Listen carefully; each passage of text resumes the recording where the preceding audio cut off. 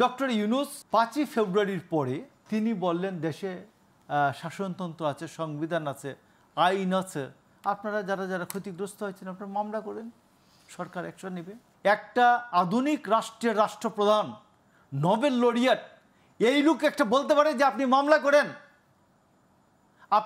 আপনি prior safety দিবেন না আমাকে, বা হয়ে যাওয়ার পরে ব্যবস্থা নেবেন, আপনি হয়ে যাওয়ার পরে ব্যবস্থা নেবেন না, আপনি বলবেন যে আপনি মামলা করেন, আপনার সামনে হচ্ছে, ঘন্টার পর ঘন্টা হচ্ছে। এটা কি দায়িত্ব এড়ানো নাকি তাদেরকে মৌন সমর্থন? এইটা মৌন সমর্থন না, এটা তাদেরকে উস্কে দেওয়া, উস্কানি দেওয়া। দেখো এটা করলে আমরা কিন্তু কিছু বলি না, করো। কারণ মবগুলো তো হয়েছে সব হচ্ছে অভ্যুত্থানকারী, ফ্যাসিবাদ বিরোধী, এরকম নানান নামে, সে কারণে সরকারের হাত দেয় নাই। প্রত্যেকটা মব হয়েছে এই ইউনূস সরকারের একবার প্রত্যক্ষ পৃষ্ঠপোষকতায়, প্রত্যক্ষ আশ্রয়ে প্রশ্রয়ে এই সবগুলি মব হয়েছে।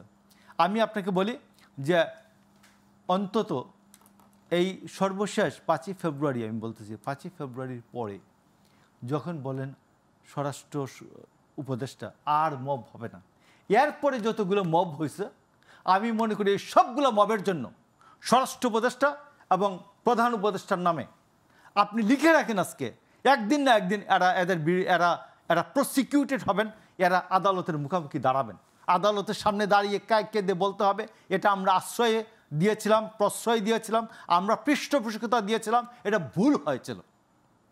আপনি লিখে রাখেন, আমি বলছি। আদালতে প্রমাণ করা যাবে তাদের ভূমিকার কথা?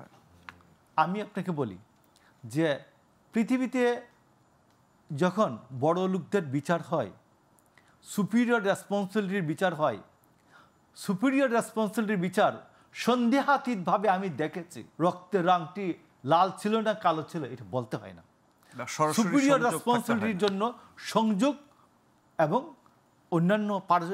অন্যান্য যে পারিপার্শ্বিক অবস্থা এটাই যথেষ্ট। আমি আপনাকে বলছি, ওনারা মনে করছেন যে সব কিছু সুন্দর, সব কিছু পার পেয়ে যাবেন, ঠিক না।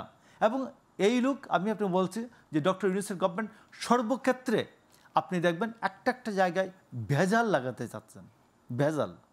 আপনি এনবিআর তো দেখলেন, বলছেন যে আচ্ছা, এনবিআর আসার আগে একটা ছোট প্রশ্ন, যে মবকে প্রশ্রয় দিয়ে সরকারের লাভ কি?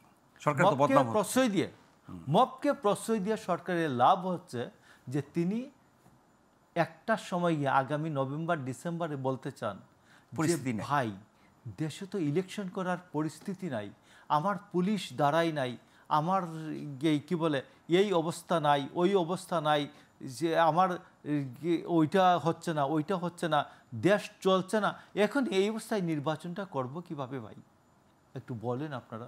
উনি জাস্ট উনার সিম্বল, আপনি যতগুলো কাজ আছে আর কি, যতগুলো কাজ আছে সবগুলো কাজের লক্ষ্য হচ্ছে নির্বাচনকে বিলম্বিত করা, নির্বাচনী সিস্টেমকে প্রলম্বিত করা।